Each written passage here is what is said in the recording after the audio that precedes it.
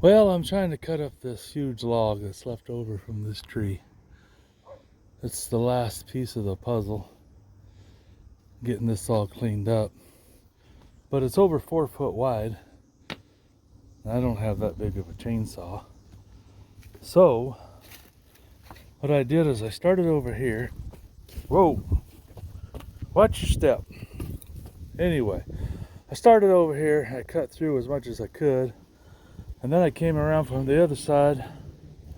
I put the saw in here, started working my way that way as far as I could. Then I came from the other way. Now this one's coming out a little better. It's my second cut. And I'm getting it just about all the way through. I'm thinking right now it's being supported by that piece of branch there and this chunk of wood over here. But if it gets in a bind, I'm thinking I'll bring my floor jack out here and put it underneath it. Jack it up, take the pressure off of it, and then I can lob all the way through it. I wasn't quite sure what I was going to do because it's so big, but up and down, it's not that bad. It's the side to side that is the widest. So I think I've got a 24-inch chain on there. See how loose it is right now? I'll tighten it up to what I think it should be, and then it gets over tight. Then I loosen it, and then it gets really loose. But when you're cutting, it seems to be just fine. But man, a lot of slop in there. And I know something that shouldn't be done, but it was getting harder and harder to use. It was like it was in a bind, and I was checking everything, and I finally figured out that the handbrake on the top. So if you hit something and the chainsaw pops up, it'll shut. There's a little metal band in there, and it'll lock your saw up so you don't kill yourself. Well, mine wasn't working. It's just putting constant tension on it and getting it in a bind. So I did what nobody should ever do, and that took the safety band off of there. So now it turns freely. Now I am going to tighten this up just a little bit, but if I tighten it too much, it just gets in a bind and won't run. But anyway, that's what I'm doing to try to get rid of this huge chunk of wood. Hopefully, if I can cut it off in about 16-inch pieces, then I can go rent a chainsaw or a splitter and split all the rest of this wood up and sell it.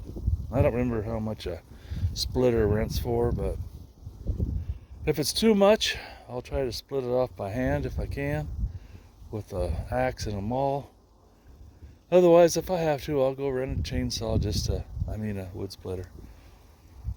Just to finish getting this all split up. It's going to be about maybe not quite a trailer full. I have a 5x8 trailer. I usually get $150 when it's full. Once this is split up, it may just fill that trailer up, but that's probably going to offset the cost of the splitter. It's not going to make me any money. But it'll be out of my backyard, and then I can open this area up for other things. Thanks for watching. So if you got a really big log, just whittle at it a little at a time. Eventually, you'll get it. Now, if this thing was 4 foot around, I'd probably have to have a minimum of a 2-foot chain and bar and go all the way around it. And then you could cut it off in sections. But fortunately, this is narrower one way than the other, so I think I can get this off of here. I'll post an update video later. Thanks for watching. Well, I was able to get one of those chunks cut off. That's over 4 foot, top to bottom. If I had to wait to do it, I could try to cut them straight and make some kind of coffee table or something out of them. That one is almost cut through. Just got to make sure my toes aren't in the way, because when this one dropped down, it just missed landing on my foot. I wasn't really paying attention. I didn't know I was that close to coming through. So I went ahead and got my floor jack out here.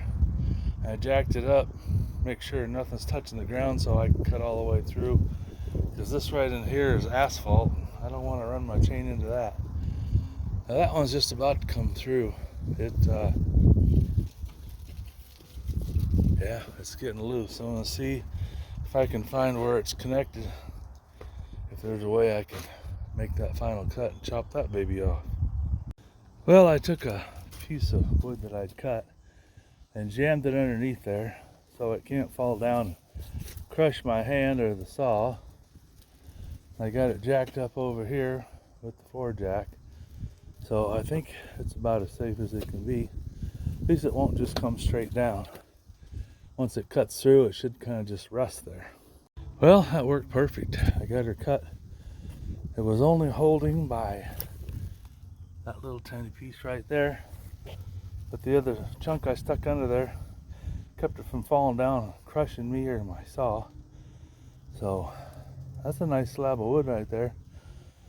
I wish I had a sawmill. I'd cut these babies up and try to make something out of them, but I don't have. But I think they'd make some pretty nice end tables or something. I wonder if I tried to cut it maybe 6 inches, somebody might want to buy it for a table. I might try that one. See if I can make a straight enough cut. This one's not perfect. It's got a little bit of separation there, but I could trim that up pretty easy actually. Well, I'll continue on here and see what we can get done.